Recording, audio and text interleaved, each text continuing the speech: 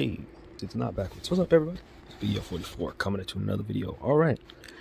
So, therapy session, nothing bad. Just stuff, talking. I don't know. Nothing, something. That's the point of a therapy session. See what happens. Fresh in the morning right now. 5:40 something in the morning. Excuse me. You know, it's funny because when I do those every time I hear it, it's almost like I'm a teacher trying to get somebody's attention. I gotta figure out another way to clear my throat without without invoking that anxiety that comes from that. Wake up, are you awake? Man, I hate that. So if anybody feels that way when I and it turns them off, believe me, it does the same exact thing to myself. And I gotta find a way to clear that throat without making people feel, you know what I'm saying? It's a horrible habit, but man, I smoke some very, very dense weed 9 out of 10 times. And even though I'm taking some herb to gotta help, it ain't helping as much as it needs to. I still have that feeling. So that's one of the things I've been praying a lot about, you guys, truthfully. As you guys know me, I stay home all day, every day, and been that way for almost a year and a half. So weed, particularly wedding cake, I only smoke one kind of weed at this point. I smoke so much of it. And it's hard to keep up. You know what I mean? It's expensive as hell, and I run through it too fast. And it's like, it's gotten to a point where it's like, I don't really think I function well without it. I'm manic as hell without it these days. My mind is like really jittery. It's almost like I'm, I don't know. I've never been diagnosed with anything, but I find myself to be extremely manic these days without it. Here it goes again. But, you know, it's one of those things where it's like I've been praying different prayers now, trying to discipline myself against all weaknesses. And one of the weaknesses I find I have is that it's that I don't function well. I have anxiety when I don't have it. I find myself trying to secure funds for it that I really shouldn't be spending, or not rationing it as well as I should to keep it in my system. And that's fiend energy. You know what I mean? So I've been praying against that. I've been asking the Lord to help me no different with that than I do everything else. I have certain affirmations that I say in regards to the shares that I hold. I put the Lord first. As in regards to females or women that I dealt with in the past, to keep from having that toxic energy that comes with that. I say a prayer about that. I got affirmations that keep me from desiring numbers so much in regards to what we're doing. I got affirmations for everything, but not affirmations for disciplining myself against certain vices. So now I've started to say in my prayers, for I hold my weed in hand, worship God in Jesus' name. You know, and that way he knows that even though I have something that I find myself idolizing over to some degree, what I don't want to do is forget that I do have to work against such. So that's really one of the things that I've been thinking about. It's just like, how do I live my life knowing that I'm not in a good space financially, trying to continue to keep up with this medication thing. That's what it is. I stopped telling myself it's a vice, to be honest with you. It's meds. But it's just like anything else. When you overdo it, it becomes a dependency issue. And I think I'm there. I legitimately think I'm there. I think I've been there for a long time, but I think I'm in a space where financially it doesn't really benefit me to not slow it down. And mentally, I feel like I'm not in a space where I even want to go down that path. But nevertheless, I put myself in a position to where this weekend I'm not going to have very much. And it kind of led to me to what I'm saying here. So I've said this to you guys a million times, but when I don't smoke very much, I have vivid dreams. And that's the thing. I don't get vivid dreams very much unless I'm not high. So this is one of those situations where even though I smoked a little bit last night, I started to slow down my rationing because I'm running out and I don't want to buy any more, don't have the money to buy any more, etc. So last night, even though I did, I smoked a little bit, I guess it wasn't enough to keep them dreams from being vivid as heck. And that's what I had, very vivid dreams, man. I had a dream that kind of broke off in there like 5 or 6 different pieces, but I remember 5 different things from the dream. And I'm telling you, I wouldn't remember a thing from my dreams. In fact, I don't dream very much.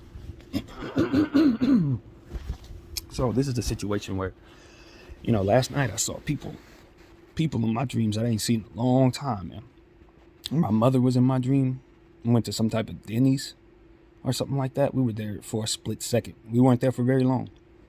My brother Keontae was in the dream. I ain't seen him in over 12, 13 years, it seems. I don't think I've seen him. I think it might have been that long. I think it might have been that long, but he was definitely in my dream. I was hanging out with him, got a chance to slap hands with my brother, tell him I love him. You know what I mean?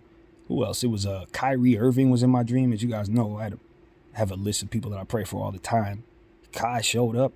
I don't know how, but I don't think I even met him in the dream or nothing. He just kind of walked past me or something. You know, it was like we were in a theater or something, in the lobby area of a theater, and like he walked by. And I told myself in the dream that I wanted to approach him and let him know that, you know, just keep going, that, you know, just send him some solid energy, but I didn't want to seem like, you know, a fanboy. I don't know this man, you know what I'm saying? So I just let his spirit go by in the dream without trying to acknowledge it. But, you know, it's symbolic to me because I don't get a chance to dream at all. And I do pray a lot about these people, you know, everybody, obviously my mother.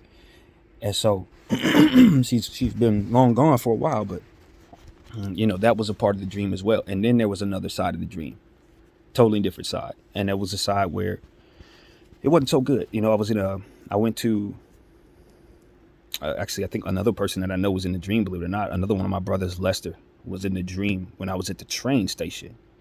But I don't remember to what role he played or anything. But I remember going down to the train station, God knows which one. I probably manifested a new train station that didn't exist somewhere in Hollywood or something. But when I went down there, it was a mess. First of all, they were doing construction near the elevator, and they didn't have anything to cart off the machines that were like basically tearing up the floor. There was no white tape, yellow tape. There was nothing keeping the people from walking over the construction. So that was one problem.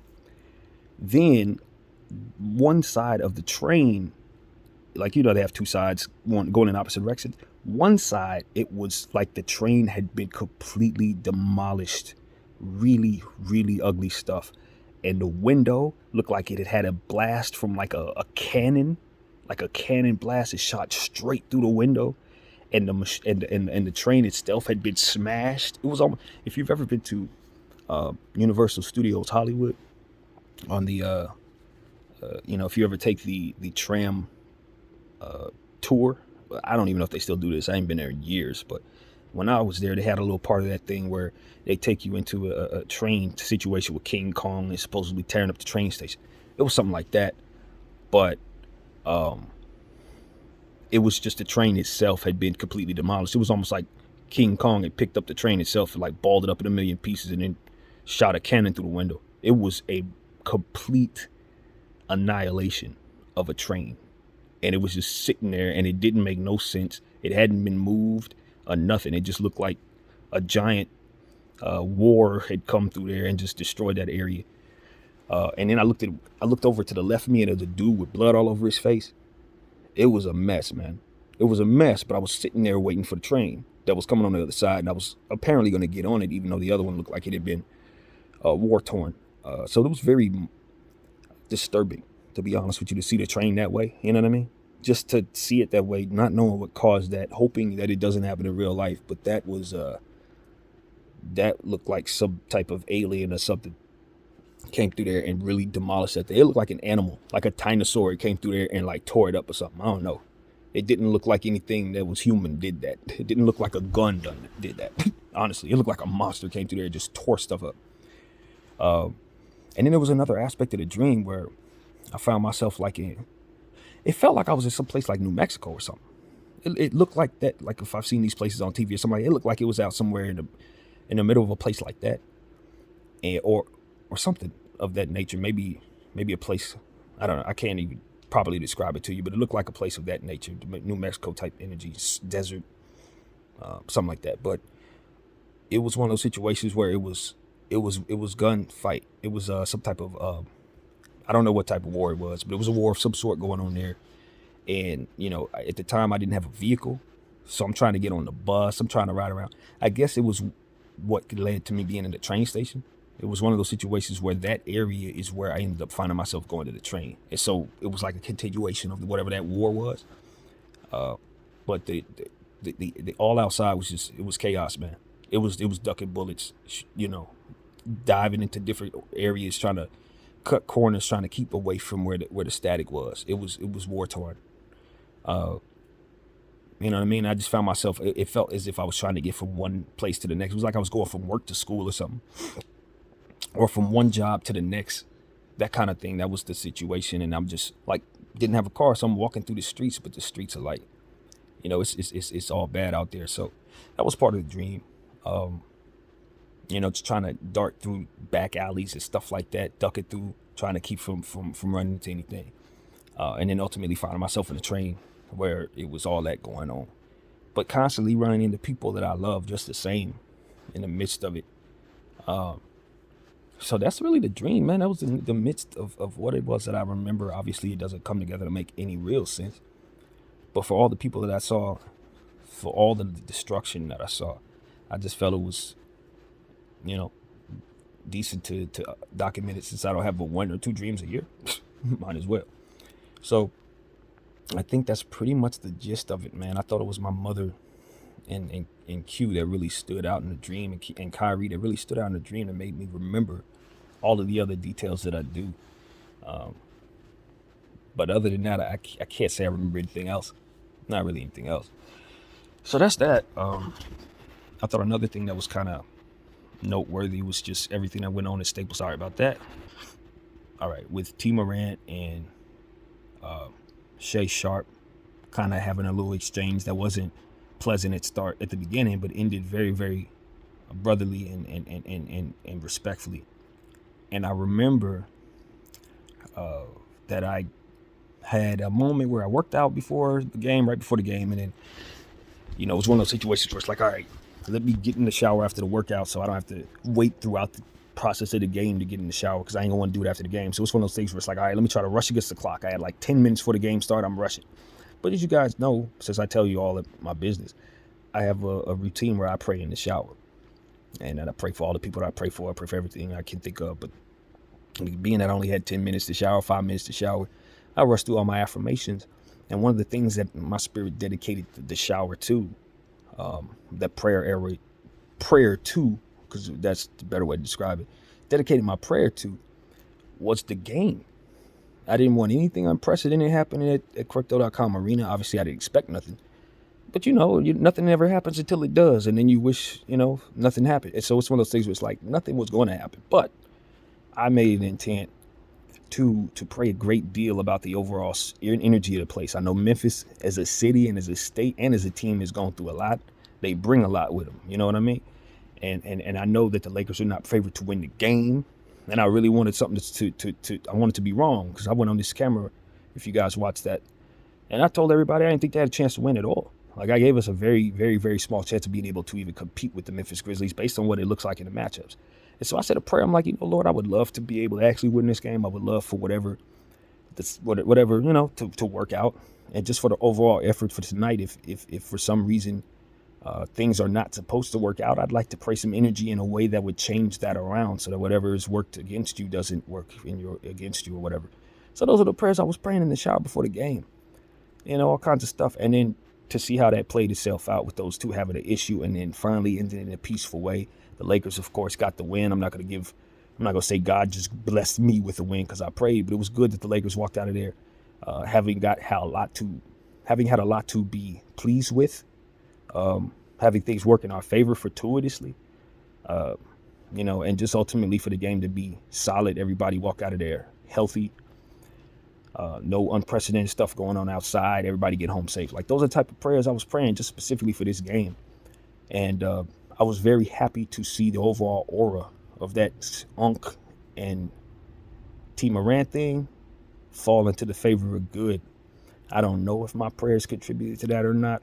I'd like to think they did, because I'm someone who prays a great deal and hopes that the Lord will do whatever he wants to with those prayers. But I think that's the point. I think that we give ourselves a much better chance of seeing better things happen around us if we apply the living prayer that we have in us to whatever it is that we're hopeful to see positive. I don't know if I can 100% say that it has a 100% rate that works. I don't know that, but what I can say is I've been very, very happy when I apply prayer to situations and then watch them play out. That's what I'm here to tell you. I've been very happy with how things turned out when I pray first and then watch it play out. But when I don't pray first and watch them play out, it can go either way. It's a roll of the dice, just like I say. So my discipline is to try to first fix my energy, whatever it may be, in whatever needs to be ended in order for me to have a more controlled prayer intention more often, rather than go to negative places that my mind has been going all life long, or places that I've been taught to go just by sheer nature of the world around me. Some of that stuff coerces you into bad energies we talk about all the time. But it's on us to identify those things and then create new ways to apply new energy that would otherwise not even be there in your organic way. So that's what I'm trying to do. I'm trying to teach myself how to pray off old weaknesses, new weaknesses as well. The weed thing, trying to get that under control. Other aspects of my life, I'd like to get them under better control. And then from there, I can start asking the Lord to do from within these prayers of this pure person to apply good energy to or protection or whatever he chooses from within the prayer. So it's like, I don't know that the respect that he has for people who pray is the same for those who don't have intentions of being better. You know, if we just always looking at what it is, saying I can do whatever I want, and then from there pray to the Lord and he gonna hook it up, I don't think you're gonna see as good of a return on your investment, so to speak, in prayer as somebody who's really seriously intent on being better, finding ways of being better, and looking inwards to find that connection with him for him to improve upon your life. And that's what I believe. It ain't nothing I have no proof for. It's just what I'm finding in my own patterns of life. I'm better off when I'm changing the evil inside rather than asking him to change the evil around me. Change that evil first. Get this filtered out straight first. And then from there, I know you could do whatever with the intentions that I have based on me being a good tool for the Lord. So that's what I'm hoping to be. That's what I'm hoping to be. And I'm a long way away from that. As long as you stay on earth, the harder it is to stay a good person, I believe. The longer you live, the harder it is to stay intent on believing that things can change as they continue not to. It's just the dynamic of the earth in our slow progress world where most people don't necessarily know how to undo a lot of the traps that are in place. But I think that's the point. He's helping us learn how to. We're starting the process of evolving through that. And I think I'm playing a part in that in some way. Teaching, learning, and discovering how to not only improve my energy, but to improve my intentions within that. You know what I mean? And to see that a lot of the stuff that is no good about me is stuff that's been there that I don't even know is there. And that stuff keeps up the bad energy. Not necessarily the things that I'm focused on, but the things that I don't know I need to. For example, and this is something that I have a philosophy about that doesn't align with good energy, which is a problem for me, and I'm finding that out. So it was a situation where a gentleman gave back some money. Somebody put a McDonald's bag full of ones in his bag. It probably looked like about $400 worth of ones, and he gave it back. My philosophy is the blessing is it was given to me, you know. But his reality was giving it back made him feel better. Giving it back felt like the better thing. And then from there, he was able to, in theory, possibly save somebody's job or what have you. Now, the $300, $400, who knows how much he had in his life. So that money might not have meant the same to him as it might have meant to myself. But nevertheless, it's a philosophy thing. And I agreed with a lot of people that I think ultimately are going to find the same consequences as I do engaging in that energy. If you take bad money, it's not going to be blessed. It's not. Now, if you don't believe in that sort of thing, you can take the money and run with it. That's the beauty of not believing you get to do whatever you want. But nevertheless, you're not exempt from the consequences. The math is still going to add up. 1 + 1 is still going to be 2, regardless of what you do. So as I look at him give that money back and I realize that money would have been a blessing to him, I also realize him not taking that money probably led him down a path where he not only felt better about himself, but chances are he has a better reputation amongst the people who he wants to trust him. And that's what you give up when you allow people to know what you've done in the dark. Just because it wasn't bad energy because you jumped into something good, now your credibility is going to be tainted. Because I know when you find something that belongs to me, it's a good chance you ain't going to give it back. So in the mind that I have a choice. When I find something that belongs to you, am I going to give it back? Am I going to make sure you know about it, or am I just going to take your example? One man's lost, another man's whatever. And in this situation, it'll align with my truth. Do I think that the Lord can bless us with things as we find them? Yes. But once the Lord gives you a blessing, then you have a choice. See what I'm saying? You could take the blessing that's in front of you, or you can return that energy back to the Lord for him to do something greater with it. And if you're not a selfish person and you believe in that sort of thing, then you know he can do more with your unselfishness than he can do with your selfishness. You already know that. If you're a believer in God, he'll let you know that. So as I sit here and I say, man, I need that $400.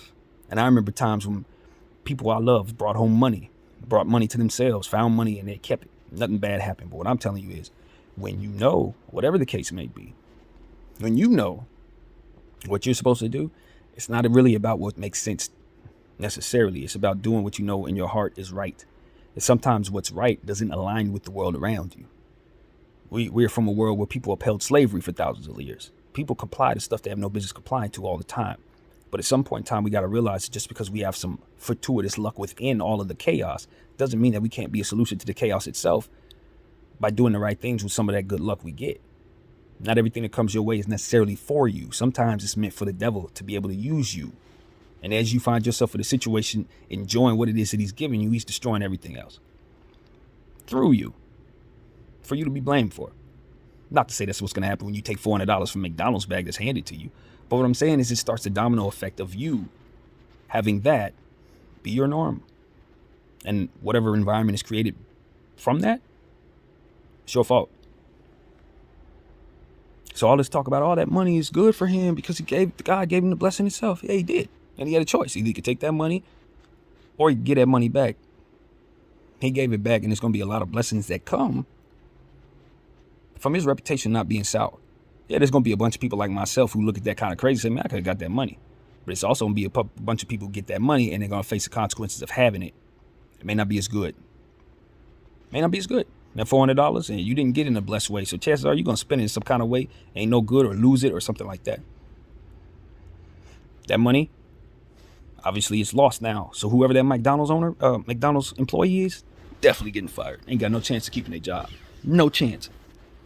So whatever your blessing was, you get your little $400, it's probably going to cost them a lot more than $400.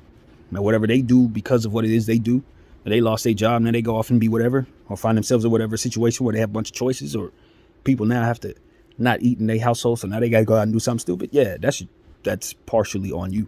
Even though they made a careless mistake or what have you, you sealed that mistake by not giving them any opportunity at keeping that job by not returning that money. You know what I mean? No chance of this working out for the employees, for the manager. No chance for people who ain't making a whole lot of money. People who don't barely have anything. With respect to McDonald's workers, that's where we at. You go take the little they have left because of a mistake they made that they probably made because they were either overworked or stressed out or trying to medicate from the stress of having a job like that, working, living the way they do. Overworked because they're trying to go to school and work just like you have to when you have a job like that, because ain't no way you're going to make it in LA if you don't. And I think this happened in LA. I'm not certain. But the point is, this is a hard country to live in. If you work in McDonald's, chances are you're working somewhere else too, or chances are you don't have a whole lot of time to rest. And so a lot of, I don't think anybody's going to deliberately put a bunch of ones in a bag and give it to a customer. That's literally never going to happen. Somebody had to have either made a mistake, not been very bright, whatever the case. Point is, he runs off, takes that money, receives it as a blessing. It's going to be horrible for some people who probably don't deserve it. So it's a lot of stuff that goes into it. Yeah, it's a blessing for him if he's thinking about himself and nobody else, and that's all that matters. That's cool. But if you have a mind like mine and you can see all these other variables, every time you spend one of those dollars, your spirit go feel funny, because you know that you could have did a lot more good by giving it back. But see, my philosophy went against that all the way up until that moment when I started seeing the comment section remind me of the difference between good and evil, good and bad, which had gotten lost in that, because for me, I'm like, it's good because I'm broke and I need the money. So if the Lord gonna bless me with the money, it's good. It's here, but where it's coming from, bro? Not all money is good money. You know what I mean? Not all money is good money. And bad money is bad money. No matter how you define it. You could say one is two, but it's still gonna be one coming together with one that's gonna equal two. Whether you tell yourself one is two or not, the math gotta add up. And I'm telling you, when you engage in bad energy, you're starting the relay of bad dominoes falling. And so if you take something that doesn't belong to you, and you're confused about whether or not you're doing something wrong, do understand that you're gonna be shocked by the consequences of what comes. Maybe not directly from that situation, but from others. that come from you making a decision that was selfish in nature, and the universe having to make up for it on the other end. And that's what always happens. Either they're going to take it out of you or they're going to take it out of someone else, but they're going to take it back. And so if you give to the universe, if you give, you received the blessing of $400, you gave it back.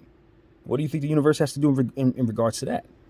You got to balance it out just the same. So it's going to give you something for that blessing. And in the presence of a living God, he's going to smile at the fact that you took an unselfish path, especially maybe when you needed to take that path. He's going to see that you sacrifice your lack of faith that he could take care of you in different ways than what's just in front of you. That you believed that he would give you another $400. Hell, he'd give you $800 for giving back that $400. A blessed $800. Because you gave back that bad $400. But you got to have faith and believe that he's going to do that. That's where the faith come in. You don't get the confirmation. That's what we're talking about. There's no way for me to actually confirm. It's always going to be some ambiguity to the conversation, because God is in a space where he chooses for that to be the case, so that faith can be organically applied. And then from there, people can receive his true unselfish blessing, which is, if you apply faith, I can apply faith to you, and we can move together as a one. That's what God wants to do with every one of his vessels. But he can't tell you he's there, and then from there, you cheat the game, so to speak, because everybody else don't know God exists. So if you move on to the assumption that God exists, you got a cheat code. But if he tells everybody he exists, then the whole thing is botched. You see what I'm saying? So it's one of those situations where I come to understand that as I pray more, that God wants me to know that he exists, but not be able to provide mathematics necessarily, because then it defeats the purpose of him giving us free will and the faith to apply to him. The unknown is what we have. It's what we are given to accompany us on our journey. The unknown. So you don't know what comes with what. So you just got to apply what's good as best you can. And as I said, we live in a world where people are entities. Big corporations are coercing people into opposite energy. So you got to undo that. You got to learn what those things are and undo it. You got to find out what they are and undo it. It's like, whoa, so I'm really not supposed to take that money. Nah, B, you knew that though. Your mother told you weren't supposed to take that money. But the world is telling you have every right to take that money. See what I'm saying? They're coercing you into something that will confuse you about whether or not you're doing right or wrong. If I take that money, I want to know that I'm doing wrong. I don't want to be confused by that. You see what I'm saying? There are a lot of people who are confused by that. There's a lot of people who are not too. They taking the money and know they're wrong. You know what I'm saying? But there's a lot of people who think, no, that's actually right. Like, no, brother, that's wrong, man. That's literally wrong. You know what I mean? And whatever your definition of right and wrong is, it may be opposite today for you, if you truly believe that you're actually supposed to take that money. Nah, brother, don't be confused by that. You're definitely not supposed to take that money. I just was going to choose to and live with the bad results of bad energy, just like I would have done all the other times in regards to stuff like that in the past. But then you got to realize, as we speak in circles, that's in place and it shouldn't be. The society doesn't know necessarily that is something they should choose against. You know, you just should choose against taking bad money. You should want balance. Corruption is why we find ourselves in places of hypocrisy that we can't overcome. It's because of years and years of people looking the other way while other people did corrupt stuff. And not seeing the fruit of saying, yo, the other side has to be made up for. We're going to have to pay for that later. We're going to have to pay for it. Others are going to have to pay for it. And that shouldn't be something we desire. That's where we are now. I think that's where the evolution of man is taking us. That's where the new thought is. We need to start learning what has been in place for so long that confuses us about what energy we're engaging in and coerces us into bad luck, so to speak. It's luck because we don't know it's deliberate. We don't know that it's actual math. We are actually doing things that are going to bring forth results. We think it's happenstance. It's not. It's butterfly effect stuff.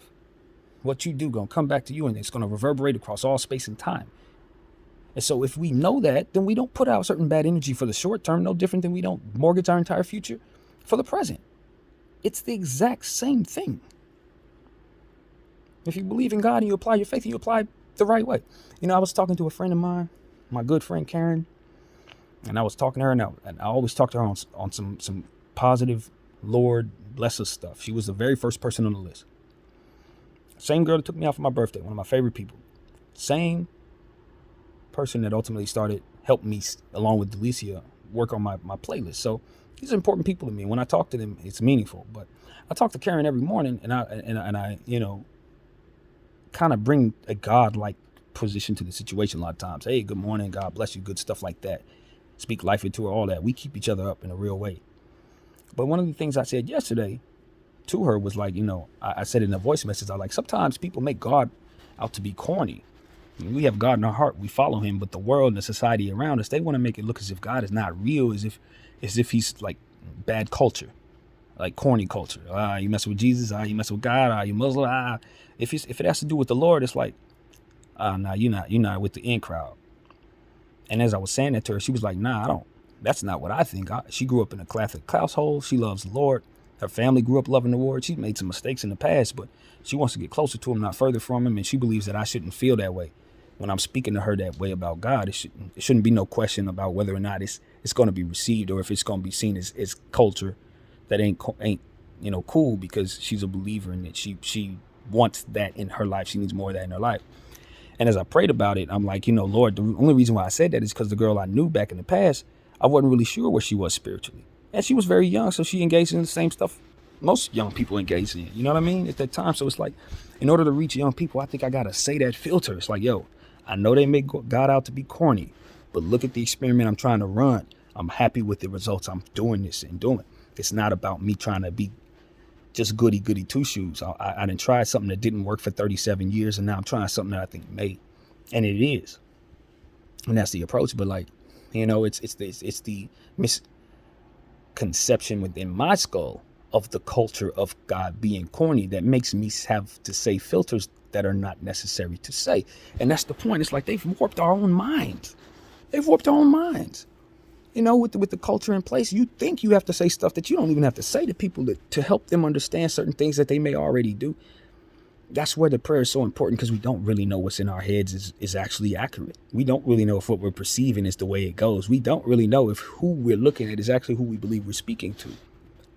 A lot of times we look at people at face value, or we look at the past, and we don't understand where they may be going. You know what I mean? That kind of thing. And so when I speak out, I always have that in mind. I just try to let the Lord know that I want to be used properly. There may be some norms in my head that aren't normal based on the culture that I'm from, based on the city I'm from, based on who I was raised by, or whatever. We just may have some things that may maybe be in place that we never undid, that make us act a certain way that course us in a bad energy. And different things that I need to do better around this apartment that would ultimately make me feel better about myself. Things that I don't even know I need to do. The Lord is putting it in my heart to say, yo, that's bad energy too. Hey, yo, when you do that, even though you ain't hurting nobody else, I don't like it. You need to change that. Hey, yo, look at that. Look at what you did there. You see that? Are you happy with that? The answer is no, right? Then why would I be happy with that? So these are the things that the Lord is putting in my head as I get closer to him. It's not just about, oh, Lord, can you help me? And then listen to me complain and then provide miracles. No, it's interaction that make me better. Interaction that makes me more unselfish. Interactions that make me feel confident. You know what I mean? Damn near psychic, to be honest with you. Damn near, if I'm being completely honest with you. It's one of those situations where it's like the confidence to speak the way that I do. It comes from that mustard seed of faith that I initially prayed when I asked for strength 3 years ago. And if he's built something that is turned into what it is that I'm talking and saying now. And so that's why I want to encourage everybody to start that journey. It didn't start with me feeling and thinking like this. It started with me being depressed in a shower on my knees, saying, Lord, I don't want to live no more. That's where it started. And then from there, he manifested the desire to live, desire to love myself, desire to love others. And then from there, the desire to connect with him in ways that make me able to listen to something and follow it, and then from there find consequences that are better than what it is I've been hearing in my head and doing and engaging in thinking for so long.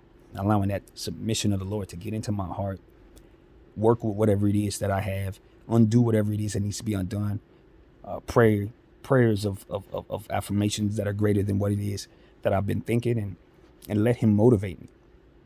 And as I told you guys, it's easier to listen to that voice. Last night it was a breakthrough for me. I was in my bed, cold, didn't feel like getting out of bed, and something in my head said, get on the floor and do another set of what you're doing, your push-ups, your chest stuff. Get on the floor. As my name is BDF 44, I'll tell you, most of the time when that voice talked in the past, I never get up. I never get up and do it. I'm like, nah, I'm cool, man. I don't want to do that. Whatever it is, usually it was something that would be beneficial to me, whether it be exercise, getting up, working out, homework when I was a child, all kinds of stuff that I never listened to that voice, because that voice never held any credibility, because my comfort was more important than whatever that struggle was, which would lead to progression. I didn't see it as no progression. I just saw it as a momentary struggle. Get up and do some chest work. It's freezing. I'm under my bed. I'm comfortable. I ain't doing no chest work. But yesterday I was like, yeah, let's get up. Let's do it. And that's a breakthrough for me, man. And it comes from these thoughts that I'm telling myself rather than the negativity that I'm always saying, nah, I don't want to, I can't do it, da. Now I'm like, that voice, that challenging voice, it's trustworthy. That challenging voice, it's a damn psychic. That challenging voice, it aligns me with timing that is favorable to me. Good luck. It's aligned with the Lord's secret sauce, whatever it is. So when it tells me to get up and do some chest work, I'm getting up. I'm going to trust that voice is telling me something that is greater than anything I got going on in my mind. That's greater than anything I got going on in my consciousness. You know, that voice that I'm speaking with, it ain't nearly as smart as that voice that I listen to. And it always aligns with the prayers that I've prayed, encouragement prayers. You can do it, Brandon. Get up. This is what's going to lead to what you want. Get up. This is what's going to make you proud. Get up. This is what's going to make you be closer to me and allow me to use you to affect others in a positive way. And if you continue to manifest this truth, building the way that you've been building, we can get you places that you can't see right now. We can influence the world in ways that is not possible right now. We can change the world. If you continue to use your vessel to build the way that you've started over the last 2 years, we can do things that are not possible. And that's what the Lord has told me. So as I continue to listen to that voice telling me to get up, do chest work, get up, do this, get up, put this much amount of seasoning in my food, literally stuff like that. And I'm telling you, when I listen to it, it's a damn psychic. Every time I listen to that voice, it tells me to stir a little more, the food tastes better. Every time I listen to that voice and it tells me to pray about something, I feel better, I've done it. Every time I listen to that voice, it tells me to reach out to somebody, that conversation is fruitful. Every time I listen to that voice and it tells me to get up off my behind, I'll have more energy when I'm done doing what I'm doing and feel better about what it is that I've started than I ever would have if I would have listened to the voice that told me not to do it. You know, yesterday afternoon, after I got out of bed, same day, obviously, I had taken a nice little nap. I got fresh out of bed, and that voice in my head said, start your squat process. I would have never started no squats at that moment. Not at that moment, but because I've become more obedient. I stood there for an entire hour and did my squat regimen, fresh out of bed. Like, these are disciplines of the mind that come from the prayers that I've prayed that ask the Lord to make me better. Gifts of a divine nature of his choosing is what I ask for, rather than asking him to give me specifics every day. And as he does so, he starts to manifest new prayers in my mind that allow me to be more productive, to be more at peace inside. And who knows what else after that? Hopefully it trickles into much more important areas. So that's what I'm here to share, you guys, man. You know, for all the troubles that I have, and it's plenty. For all the struggles that I go through in my head, and it's a lot.